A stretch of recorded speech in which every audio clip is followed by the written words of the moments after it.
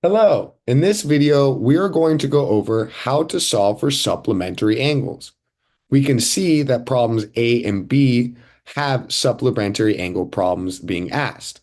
Well, the first thing we need to go over is what is a supplementary angle? First, we know that a straight line has the angle measure of 180 degrees. So what we see here is we have a straight line, but it's cut in half by two extra angles.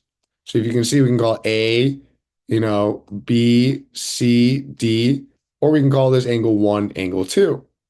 What we notice is that angle one plus angle two is going to get us that straight line, which is equal to 180 degrees. Now, when we apply it here, that's what we're going to do.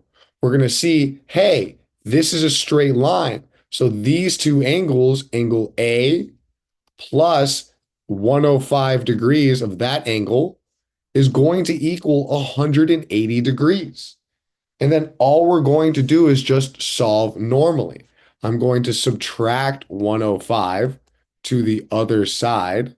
We're going to get angle A is equal to 180 minus 105, which is 75 degrees. So in this answer, we can find that what angle A is equal to by setting angle A plus 105 equal to 180 degrees.